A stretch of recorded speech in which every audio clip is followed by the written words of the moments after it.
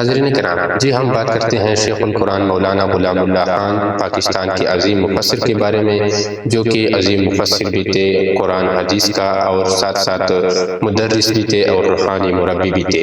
آپ کی پیدائش 1918 عیسوی میں ضلع بنو موجودہ خیبر پختونخوا میں ہوئی تھی۔ ابتدائی تعلیم اپنے والد اور مقامی علماء سے حاصل کی، لیکن یہاں تک انہوں نے بس نہیں کیا، پھر مختلف دینی مدارسوں میں اعلیٰ تعلیم حاصل کرنے کے لیے کوشاں رہے اور بڑی علم حاصل کیا بڑے بڑے مدارسوں میں۔ آپ نے حدیث میں، تفسیر میں اور اسی طرح فقہ میں اور عربی علوم میں مہارت حاصل کی۔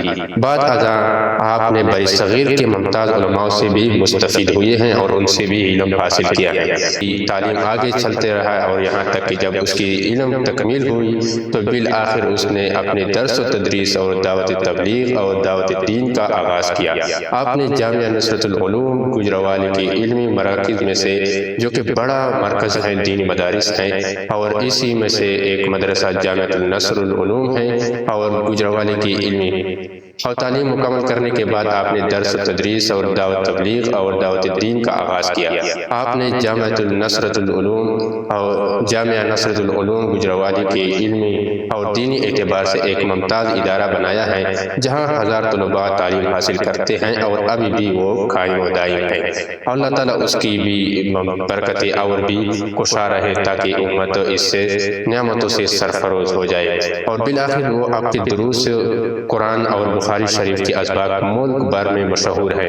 اسی وجہ سے لوگ آپ کی محبت سے شیخ القرآن کہتے ہیں۔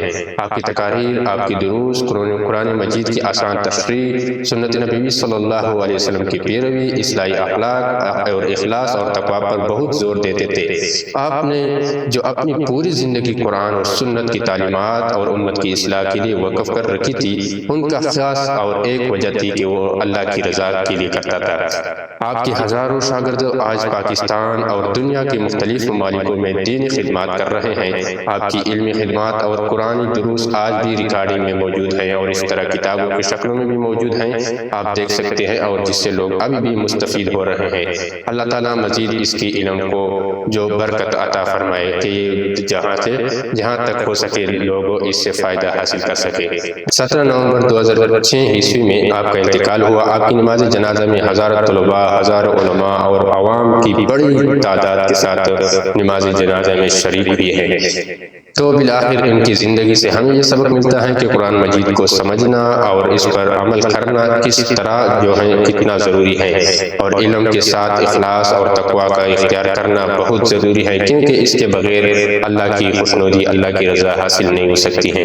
دین کی خدمات کو زندگی کا مقصد بنایا تھا انہوں نے، اور حسن اخلاق اور عاجزی کا اپنایا تھا انہوں نے۔